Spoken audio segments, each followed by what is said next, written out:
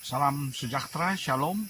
Selamat berjumpa kembali di channel saya ini dalam renungan minggu, di mana saat ini merupakan minggu Advent yang keempat. Dan sebagai tema dalam pembacaan Alkitab kita saat ini terambil dalam kitab Yohanes 1 ayat 1 sampai dengan 18. Injil Yohanes pasal 1 ayat 1 sampai 18 yang berjudul Firman yang telah menjadi manusia. Bunyinya adalah demikian. Pada mulanya adalah Firman, Firman itu bersama-sama dengan Allah, dan Firman itu adalah Allah. Ia pada mulanya bersama-sama dengan Allah. Segala sesuatu dijadikan oleh Dia, dan tanpa Dia tidak ada suatu pun yang telah jadi dari segala yang telah dijadikan. Dalam Dia ada hidup, dan hidup itu adalah terang manusia. Terang itu bercahaya di dalam kegelapan, dan kegelapan itu tidak menguasainya. Datanglah seorang yang diutus Allah, namanya Yohanes. Ia datang sebagai saksi untuk memberi kesaksian tentang terang itu, supaya oleh Dia semua orang menjadi percaya. Ia bukan terang itu, tetapi ia harus memberi kesaksian tentang terang itu. Terang yang sesungguhnya yang menerangi setiap orang sedang datang ke dalam dunia. Ia telah ada di dalam dunia, dan dunia dijadikan olehnya, tetapi dunia tidak mengenalnya. Ia datang kepada milik kepunyaannya, tetapi orang-orang kepunyaannya itu tidak menerimanya. Tetapi semua orang yang menerimanya diberinya kuasa supaya menjadi anak-anak Allah, yaitu mereka yang percaya dalam namanya. Orang-orang yang diperanakkan bukan dari darah atau dari daging, bukan pula secara jasmani oleh keinginan seorang laki-laki, melainkan dari Allah. Firman itu telah menjadi manusia dan diam di antara kita. Dan kita telah melihat kemuliaannya, yaitu kemuliaan yang diberikan kepadanya sebagai anak tunggal Bapa, penuh kasih karunia dan kebenaran.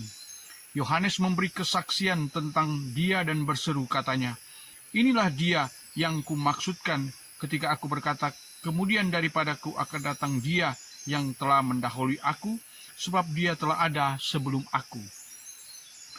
Karena dari kepenuhannya kita semua telah menerima kasih karunia demi kasih karunia. Sebab hukum Taurat diberikan oleh Musa, tetapi kasih karunia dan kebenaran datang oleh Yesus Kristus. Tidak seorang pun yang pernah melihat Allah, tetapi anak tunggal Allah yang ada di pangkuan Bapa, Dialah yang menyatakannya. Demikianlah firman Tuhan, dan tema dalam perenungan kita saat ini adalah Firman menjadi manusia.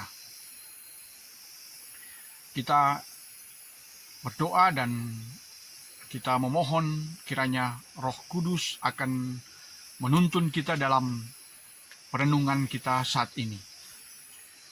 Saudara yang kekasih di dalam Tuhan, kitab yang kita baru baca ini adalah kitab Yohanes. Yohanes adalah salah satu murid Tuhan Yesus, dan dia dijuluki juga dengan murid yang dikasihi oleh Tuhan Yesus. Dalam penulisan kitab Yohanes memang sedikit berbeda dengan 3 Injil sinopsis lainnya, yaitu Injil Matius, Markus, dan Lukas. Dalam penulisan kitab Yohanes, perbedaannya adalah dalam soal metode dan struktur penulisan itu sendiri. Kalau kita membaca dalam Injil Matius, Markus, dan Lukas itu hampir sama. Mereka menulis kronologis mulai dari kelahiran Yesus sampai ia naik ke sorga. Sementara Yohanes lebih menitik beratkan pada pengajaran-pengajaran Yesus. Dan di satu sisi ia menulis juga perbuatan-perbuatan yang dilakukan oleh Tuhan Yesus, tetapi lebih banyak menekankan tentang pengajaran-pengajaran. Dan salah satu pengajaran yang kita sudah baca tadi yaitu mengenai firman yang telah menjadi manusia. Bagi kita tentu akan bertanya, mengapa firman itu menjadi manusia? Firman itu berasal dari kata logos, yang artinya perkataan atau sabda Tuhan. Dan mengapa Yesus disebut dengan firman? Dan kenapa juga firman itu disebutkan telah menjadi manusia? Kalau kita membaca secara teologis apa yang dikatakan oleh Yohanes di sini, mau memberikan tentang kebenaran Allah itu di dalam Yesus Kristus, di mana Yohanes mau menyatakan bahwa Yesuslah Allah itu sendiri, dan Yesus merupakan suatu penjelmaan Allah menjadi manusia. Bagi kita sebagai manusia biasa, kalau kita mau berpikir secara logika, tentu kita akan bertanya juga, mengapa Allah itu mau menjadi manusia? Dan bagaimana secara teologis untuk menjelaskan Allah itu menjadi manusia? Ini menjadi pertanyaan-pertanyaan bukan cuma dari kalangan Kristen, tapi juga dari kalangan non-Kristen yang mempertentangkan tentang Trinitas atau kepercayaan kita kepada Allah Bapa, Allah Anak, dan Allah Roh. Saudara yang kasih dalam Tuhan, memang untuk mengenal Allah dalam pribadi Tritunggal, kita tentu harus melihat dari segi iman, dari segi kepercayaan kita. Kita tidak hanya menitik beratkan pada logika. Kita hanya diminta untuk mempercayai bahwa Yesus adalah Allah. Yesus adalah firman yang telah menjadi manusia, sebagaimana dikatakan oleh Yohanes dalam pengajarannya di kitab Injil pasal 1 ini.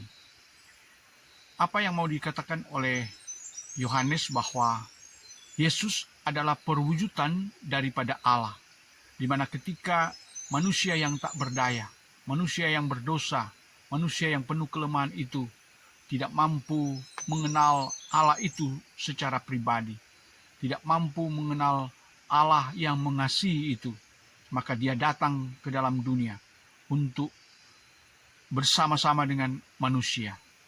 Ia adalah Allah yang penuh kerendahan, datang bersama-sama dengan manusia untuk menyelamatkan kita sebagai orang-orang yang berdosa. Dan itulah wujud daripada kehadiran Yesus. Apa yang kita mau rayakan saat ini, yaitu tentang perayaan Natal, di mana Yesus sudah datang. Dia telah ada bersama-sama dengan kita. Dialah firman itu, firman hidup, di mana ia mengetahui kelemahan kita. Ia mengetahui keberadaan kita, dan karena itu dia mengasihi kita. Sebagaimana firman yang diucapkan oleh Yesus sendiri bahwa karena begitu besar kasih Allah akan dunia ini, sehingga ia telah mengaruniakan anaknya yang tunggal, supaya barang siapa yang percaya kepadanya tidak binasa, melainkan beroleh hidup yang kekal. Itulah misi Yesus Kristus. Itulah kehadiran firman yang telah menjadi manusia, untuk supaya kita yang telah berdosa, yang telah jauh daripada Allah, dipersatukan kembali dengan kehadiran Yesus sebagai manusia.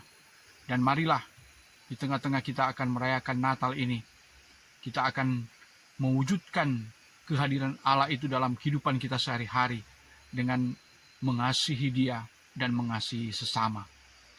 Saat ini kita diperhadapkan dengan banyak pergumulan. Dan tentu kita di tengah-tengah kita merayakan Natal ini, kita akan teringat dengan saudara-saudara kita yang mungkin mengalami berbagai pergumulan karena sakit, karena duka cita, karena tertimpa bencana, karena keterpurukan ekonomi, dan berbagai masalah lainnya. Kita dituntut juga untuk mendoakan pemerintah dan bangsa kita, agar kita terbebas dari berbagai masalah yang sedang melilit dunia saat ini. Kita berdoa agar kiranya pandemi COVID-19 ini akan segera berakhir. Dan kita juga diberi hikmat untuk terus menjaga diri agar kita tetap kuat, sehat, sehingga kita juga mendukung pemerintah dalam melaksanakan program-program pemerintah, baik dalam kaitan dengan pembangunan fisik maupun pembinaan mental spiritual. Biarlah dengan firman yang telah menjadi manusia ini, kita akan senantiasa penuh kasih terhadap sesama. Dan mari kita mewujudkan apa yang telah difirmankan oleh Tuhan untuk tetap melakukan apa yang Dia kehendaki dalam kehidupan kita. Demikianlah sabda Tuhan, kiranya menjadi berkat bagi kita sekalian. Amin.